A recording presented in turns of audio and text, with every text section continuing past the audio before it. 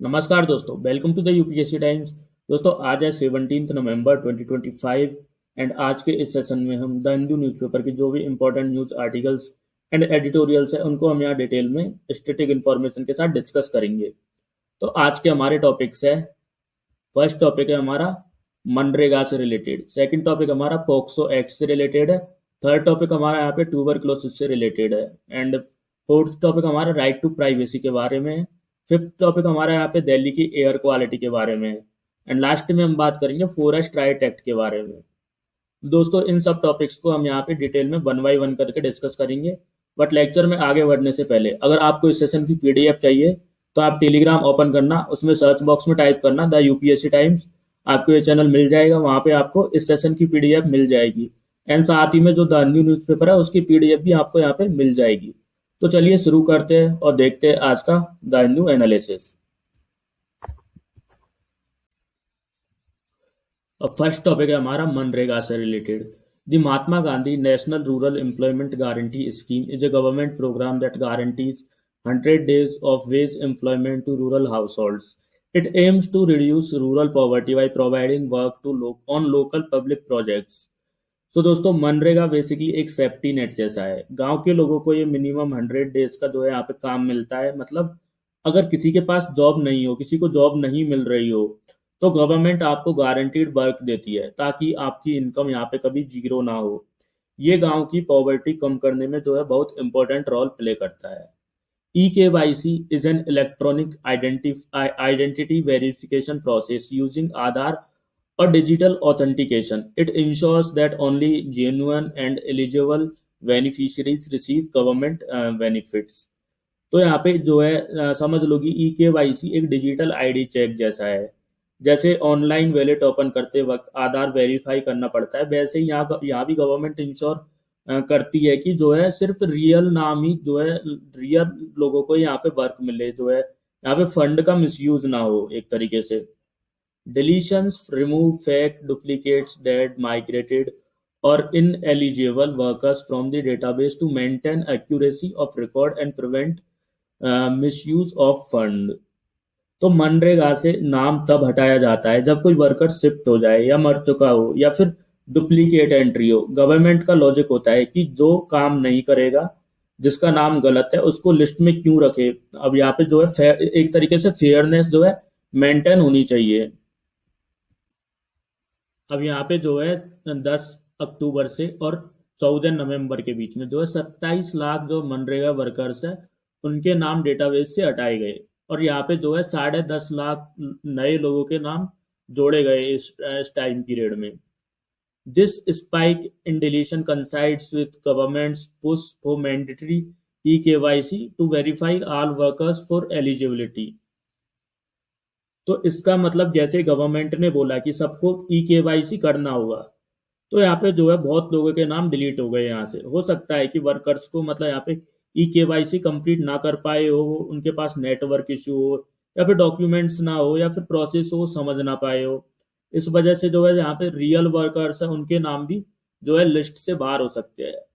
अब यहाँ पे लिबटेक एक रिसर्च ग्रुप है, उन्होंने इस जो है डिलीशन जो हुए थे लोगों के नाम, इसको बहुत अनयूजुअल कहा है। मतलब यहाँ पे जो है पिछले 6 महीने में जो है 15 लाख लोगों के नाम हटाए थे, लेकिन इस सिर्फ एक मंथ में जो है 27 लाख लोगों के जो है यहाँ पे नाम हट गए।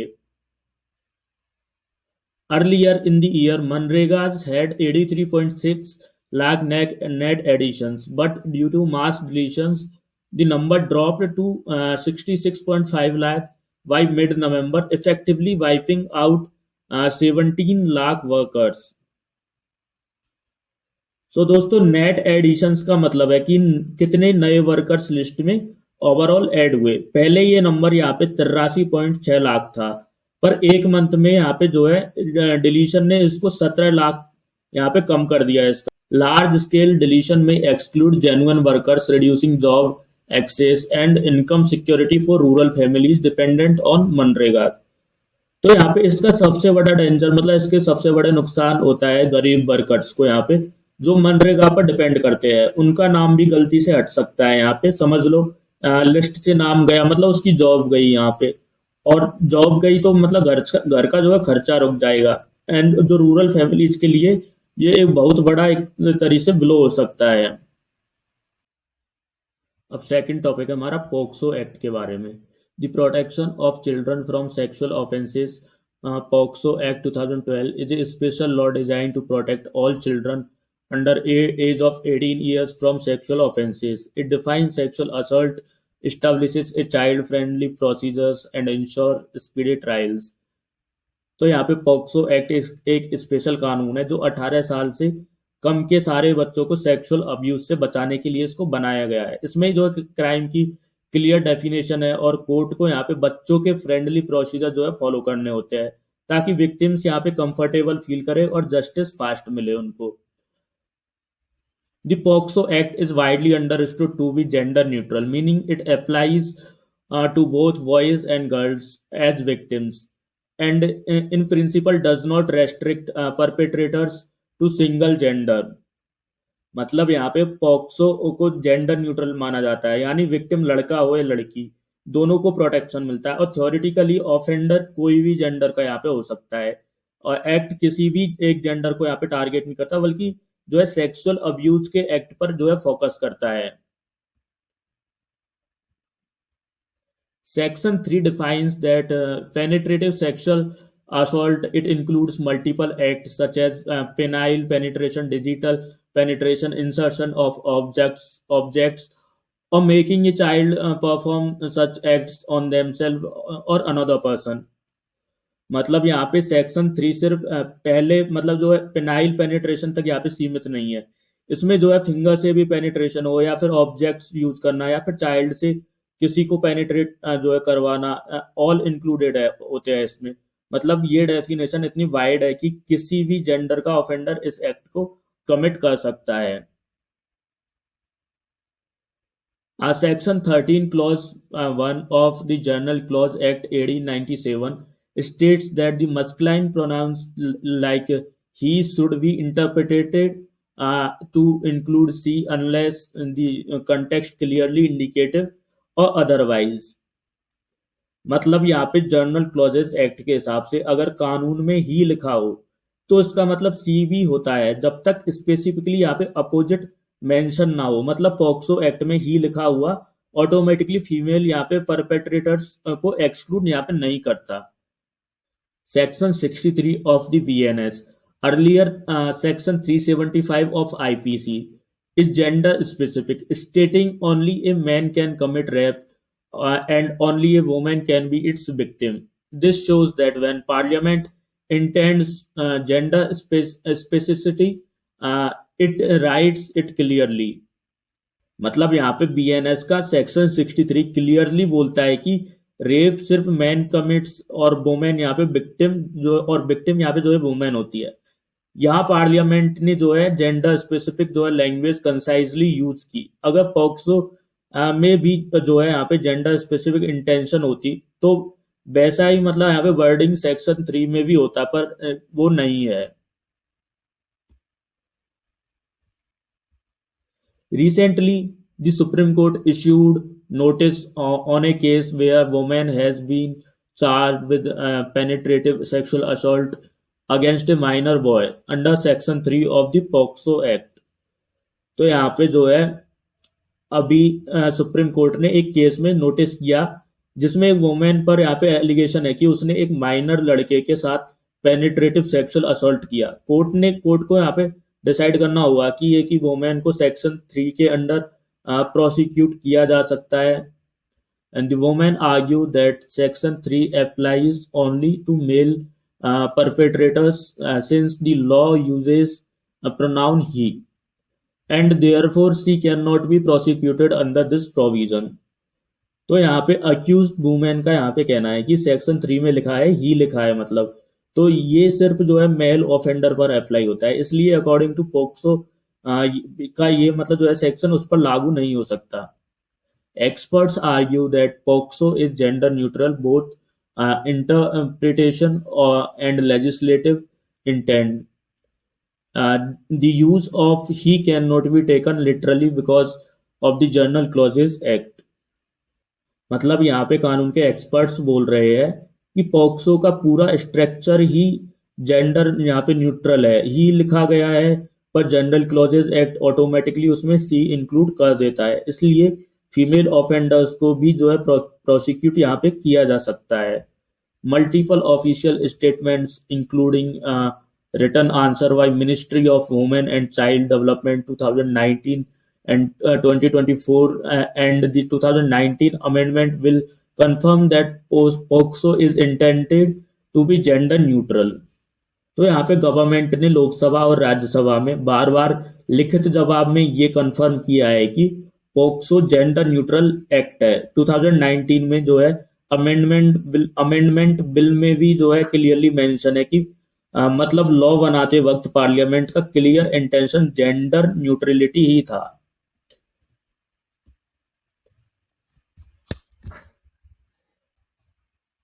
Some argue that gender neutrality might only apply to victims, that is, both boys and girls are protected, not perpetrators.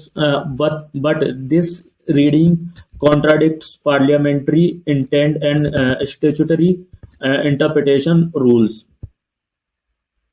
कुछ लोग कहते हैं कि जेंडर न्यूट्रलिटी सिर्फ विक्टिम पर अप्लाई होती है, ऑफेंडर पर नहीं। पर ये आर्ग्यूमेंट फ्लॉड है, क्योंकि पार्लियामेंट ने किसी भी जगह ये नहीं लिखा कि ऑफेंडर सिर्फ मेल हो सकता है। Taken together the statutory text, the general clause act, parliamentary records and the broad definition of penetrative sexual assault strongly suggest that the woman can legally be prosecuted under section 3 of POCSO। तो यहाँ पे इन सब points को जोड़ने पर ये clear होता है कि पॉक्सो का सेक्शन 3 जेंडर न्यूट्रल है और डेफिनेशन वाइड है, इंटेंट क्लियर है यहाँ पे, और इंटरप्रिटेशन रूल सपोर्ट करते हैं। इसलिए लीगली यहाँ पे जो है वुमेन को भी सेक्शन 3 के अंदर यहाँ पे चार्ज किया जा सकता है। अब नेक्स्ट हम बात करते हैं battle against tuberculosis. Tuberculosis is an infectious disease caused by mycobacterium tuberculosis, usually affecting the lungs and spread through airborne droplets when an infected person coughs or sneezes। तो यहाँ पे टीबी एक बैक्टीरियल इन्फेक्शन है जो आमतौर पर lungs को नुकसान पहुंचाती है। जब टीबी वाला इंसान खांसता है या छींकता है, तो जो ड्रॉपलेट्स है उनके उसके मुंह में से जो हवा में जाते हैं और दूसरा पर्सन उनको इनहेल करके इन्फेक्टेड वो भी हो सकते हैं। इसलिए क्राउडेड और पुअरली वेंटिलेटेड जगहों पर टीबी का रिस्क जो है ज़्यादा होता है। अब यहाँ पे जो multi drug resistant TB MDR TB is resistance to at least isoniazid और rifampicin. Rifampicin resistance TB RRTB is an resistance to rifampicin, and these forms require longer, costlier, and more complex treatment। तो यहाँ पे जो MDR-TB का मतलब है कि जो है यहाँ पे टीबी बैक्टीरियम दो मेजर दबाव, एक तो आइसोनिएज और रिफाम्पिसिन को रेजिस्ट कर रहा है, और RRTB का मतलब सिर्फ रिफाम्पिसिन से जो है रेजिस्टेंस दिखाता है। ऐसे केसेस का ट्रीटमेंट जो है यूजुअल ड्रग से काम नहीं करता। ट्रीटमेंट लंबा चलता है, महंगा होता है और इसके साइड इफेक्ट्स भी होते हैं। इसलिए ड्रग रेजिस्टेंस टीबी कंट्रोल का एक सबसे बड़ा जो है चैलेंज होता है। Incidence, new cases per period, prevalence, total existing cases at a point in time, mortality, deaths attributed to TB। Policymakers use all three to judge progress and target interventions। तो यहाँ पे जो है इंसिडेंस बताता है कि हर साल कितने नए केसेस आ रहे हैं। प्रीवेलेंस यहाँ पे बताता है कि किसी एक समय पर टोटल कितने लोग एक्टिव टीबी से जूझ रहे हैं। मोर्टेलिटी बताता है कि कितनी डेथ्स यहाँ पे टीबी की वजह से हो रही है। अलग अलग इंडिकेटर्स से हम जो है समझ पाते हैं कि इन्फेक्शन कम हो रहा है या ट्रीटमेंट सक्सेसफुल है या नहीं। जो ये सारी चीज़ इससे पता चलती है।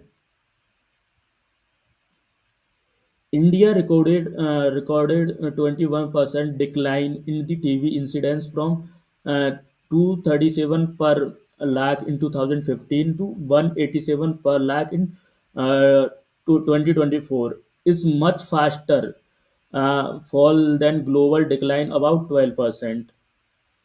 तो यहाँ पे जो है इंडिया में जो है 2015 से लेकर 2024 के बीच में टीबी के नए केसेस में 21% की गिरावट दिखाई है। इंसिडेंस मतलब 237 लाख से घटकर जो है 187 लाख, जो 187 पर्सन पर लाख हो गए। ये ग्लोबल एवरेज है यहाँ पे 12%। इससे इसका जो है इससे काफ़ी बेटर है एक तरीके से ग्लोबल एवरेज। तो मतलब इंडिया में कुछ पॉलिसीज और डिटेक्शन एफर्ट्स का पॉजिटिव एक तरीके से असर देखने को मिल रहा है। Despite the decline, India accounts for 25% of global TB cases in 2024, recorded the largest absolute number of TB cases among countries। तो यहाँ पे हालांकि रेट यहाँ पे कम हुआ है, मतलब रेट कम हुआ है, बट फिर भी जो एब्सोल्यूट नंबर्स है वो अभी भी बहुत ज़्यादा है। मतलब इंडिया दुनिया के क्वार्टर टीबी केसेस का जिम्मेदार है, मतलब 25%। इसका मतलब है कि टी जो पॉपुलेशन है यहाँ पे, पॉपुलेशन साइज और डेंस लिविंग कंडीशन, कुछ हेल्थ सिस्टम गैप्स की वजह से जो है इंडिया में अभी भी बहुत केसेस जो है बचे हुए हैं। In absolute cases, 2024, Uttar Pradesh reported the highest number of cases, followed by Maharashtra, Bihar, Madhya Pradesh. Delhi shows the highest prevalence rate cases per population, though its absolute cases count is lower। तो यहाँ पे जो है state level पर हम जो बात करें, स्टेट लेवल पर हम देखें तो जो उत्तर प्रदेश में जो है सबसे ज़्यादा केसेस देखने को मिले, उसके बाद महाराष्ट्र, बिहार और देन एमपी। लेकिन जो प्रिवेलेंस पर कैपिटा रेट है वो सबसे ज़्यादा दिल्ली में दिखा।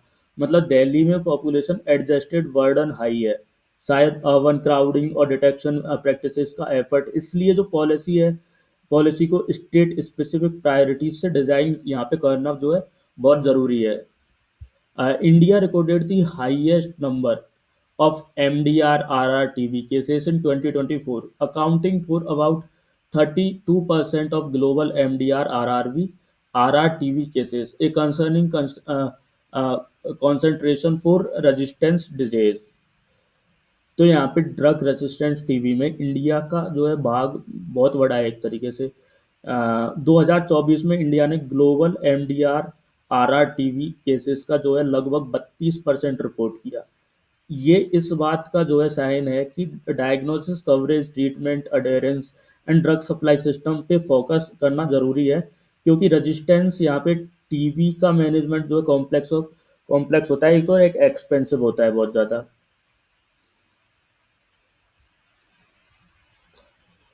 Treatment success for new and treated TB cases is around 90%, while for MDR or RR-TB cases started and on second line treatment is about 77%, meaning outcomes are good for drug sensitive TB but weaker for resistance form।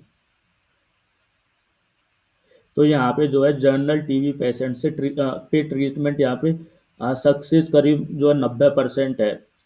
ये अच्छी बात है और दिखाता है कि ये detection to treatment pipeline यहाँ पे जो है काम कर रही है। लेकिन MDR-RR-TB पेशेंट्स का जो है सक्सेस 77% के आसपास है, जो दिखाता है कि रेजिस्टेंस केसेस में अभी भी जो है चैलेंजेस है, adherence, side effects and second line drug availability. इसलिए जो है ड्रग रेजिस्टेंस पे यहाँ पे जो है टारगेटेड इंटरवेंशन एक तरीके से जो है मांगता है।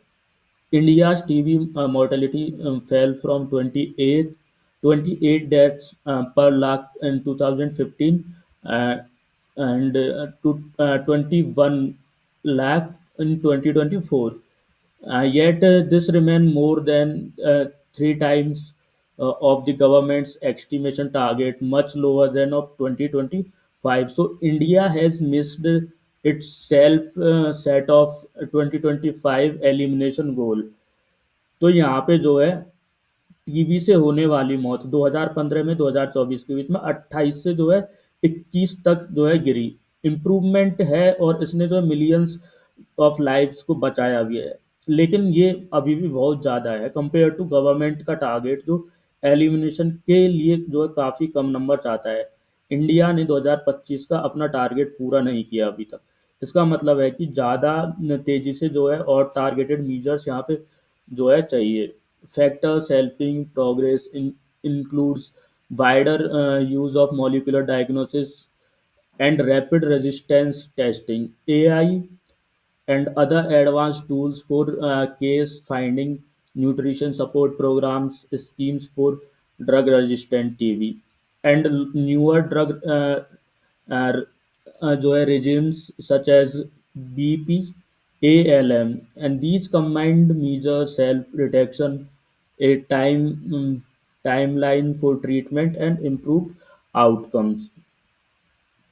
तो यहाँ पे जो चीज़ें मदद कर रही है उसमें नए डायग्नोसिस टूल जैसे कि molecular test, rapid rifampicin testing, AI based screening, TB screening campaign, nutrition support for vulnerable groups और एमडीआर टीबी के लिए डेडिकेटेड स्कीम्स शामिल है।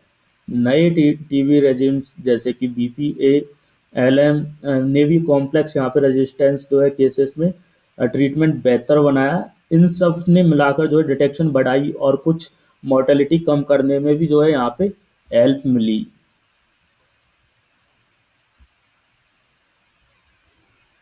The WHO 2025 picture for India is mixed. Strong relative decline in incidence and mortality and better diagnosis treatment coverage.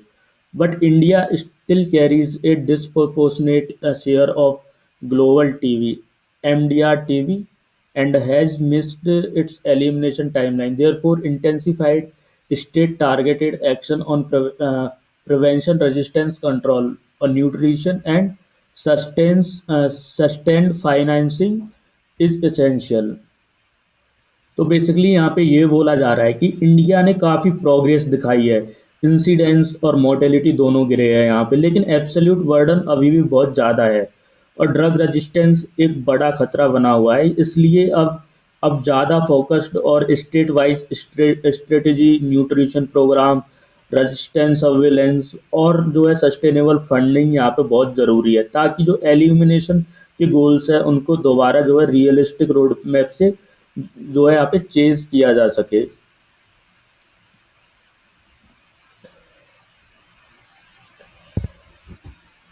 अब next topic हमारा too little much later, ये privacy से related है।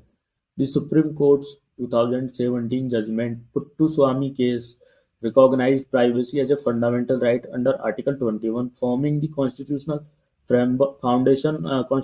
foundation for India's data protection framework. It establishes that any restriction on privacy must be legal, necessary, and proportionate.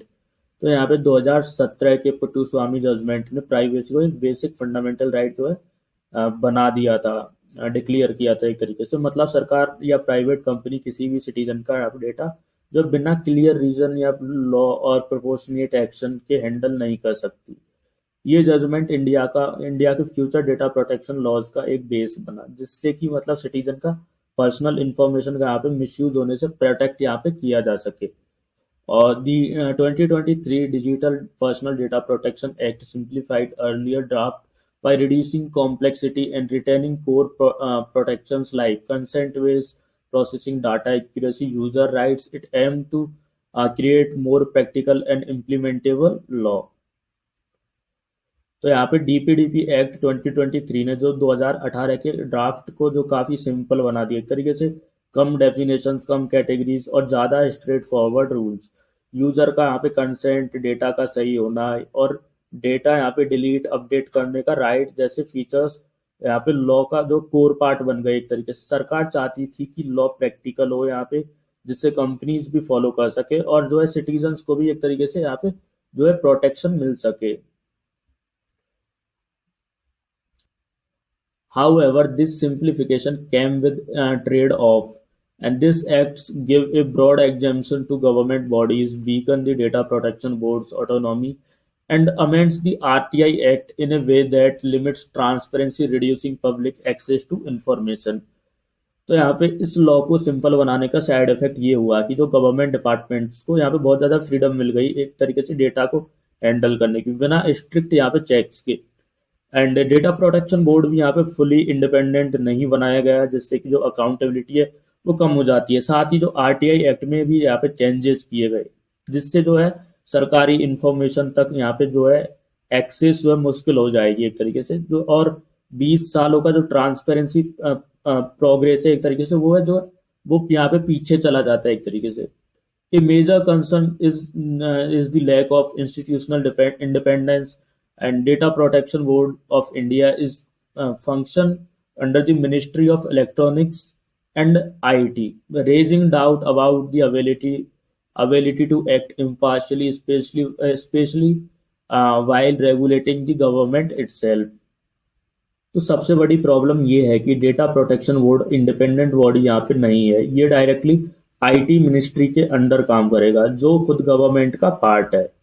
जब board जो government departments के data misuse cases investigate करने होंगे, तब impartial रहना यहाँ पे मुश्किल हो सकता है, और इससे जो है लॉ की क्रेडिबिलिटी और ट्रांसपेरेंसी दोनों पर जो है एक तरीके से सवाल उठते हैं।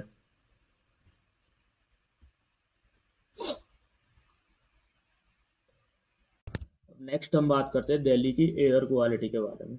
Delhi's poor air quality is not caused by one thing, मतलब इसका कोई एक सोर्स नहीं है, इसके काफ़ी सारे सोर्सेस है। जैसे कि वैक्यूलर एमिशन, कंस्ट्रक्शन डस्ट, आसपास के स्टेट से जो इंडस्ट्रियल जो धुआं निकलता है वो, stubble burning and open waste burning, seasonal spikes from festivals like Diwali. और Delhi lies in a basin and experiences winter temperature inversion and low wind speed that trap pollutant close to ground, turning the city into bowl that hold smoke and particulates। तो यहाँ पे जो है दिल्ली की topography और मौसम का कॉम्बिनेशन प्रॉब्लम को और भी बड़ा बना देता है। जैसे कि अरावलीज के आसपास और बेसिन जैसा यहाँ पे टेरेन हवा को इजीली डिस्पर्स नहीं होने देता। सर्दी में यहाँ पे टेम्परेचर इन्वर्जन भी होता है, ठंडी हवा यहाँ पे जमीन के करीब आ जाती है एक तरीके से, जिससे जिससे कि और गर्म हवा ऊपर रहती है, जिससे कि सारे पॉल्यूटेंट्स जहाँ पे नीचे फंस जाते हैं। और लो विंड स्पीड होती है, जिससे कि जो पॉल्यूटेंट है यहाँ पे वो इजीली यहाँ पे रिमूव भी नहीं होते। Long-term exposure of PM2.5 and other airborne toxins reduces life expectancy and raises risk of respiratory disease, cardiovascular events, and has linked with cognitive decline and autoimmune problems। तो यहाँ पे जो है इस खराब हवा का असर जो है सीधा ह्यूमन हेल्थ पर पड़ता है। लोगों की यहाँ पे लाइफ एक्सपेक्टेंसी जो है घट सकती है, और अस्थमा, ब्रोंकाइटिस, सीओपीडी जैसे क्रॉनिक रेस्पिरेटरी प्रॉब्लम्स यहाँ पे बढ़ सकते हैं। हार्ट अटैक और स्ट्रोक भी यहाँ पे इसका भी खतरा बढ़ जाता है। रिसर्च यहाँ पे ये भी दिखाती है कि लंबे समय तक अगर इस जहरीले पार्टिकल्स ब्लड स्ट्रीम तक जाते रहे तो ऑक्सीडेटिव स्ट्रेस और डीएनए को यहाँ पे डैमेज कर सकता है, जिससे यहाँ पे कॉग्निटिव डिक्लाइन, डिप्रेशन और कुछ ऑटो इम्यून डिसऑर्डर भी हो सकते हैं। Air pollution drive of health care cost, reduces productivity and deters tourism and investment, costing India an estimated percentage of GDP in lost output and expenditure। तो यहाँ पे जो है इस खराब हवा से हेल्थ का इशू नहीं है, हेल्थ का इशू तो है ही, लेकिन इकोनॉमिक प्रॉब्लम भी यहाँ पे होती है। कैसे कि लोगों का पैसा यहाँ पे मेडिकल बिल्स पे खर्च होता है, एक तो वो काम भी उनका छूटता है, जिससे कि प्रोडक्टिविटी यहाँ पे गिर जाती है। फॉरेन टूरिस्ट या इन्वेस्टर्स भी हेजिटेट करते हैं एक तरह से, और इन सब का जो है नेशनल जीडीपी पर बहुत फर्क पड़ता है, मिजरेबल इम्पैक्ट है जो होता है। हेल्थ कॉस्ट और प्री मैच्योर डेथ के चलते जो है यहाँ पे इकोनॉमी को एक तरीके से जो है नुकसान होता है। Because the causes, stakeholders and consequences are interlinked and politically sensitive. Delhi's air is best described as the big problem that needs coordinated multi-level long-term policy rather than one-off fixes। तो यहाँ पे big problem का मतलब है कि एक ऐसा issue जो बहुत कॉम्प्लेक्स हो और जिसमें सॉल्यूशंस एक दूसरे को अफेक्ट करते हैं, जो अलग अलग यहाँ पे स्टेक होल्डर जैसे कि state governments, farmers, industry, citizens का इंटरेस्ट अलग है। यहाँ पे कोर्ट्स ऑर्डर्स या फिर शॉर्ट टर्म रेंज से आने वाली fix cloud seeding short run में काम आ सकती है, शॉर्ट रन में, बट लॉन्ग टर्म में सॉल्यूशन में जो है यहाँ पे रीजनल कोऑर्डिनेशन, टेक्नोलॉजी और इंसेंटिव्स और बिहेवियर चेंज, ये सब चाहिए होगा अगर लॉन्ग टर्म यहाँ पे चेंज करने हैं तो।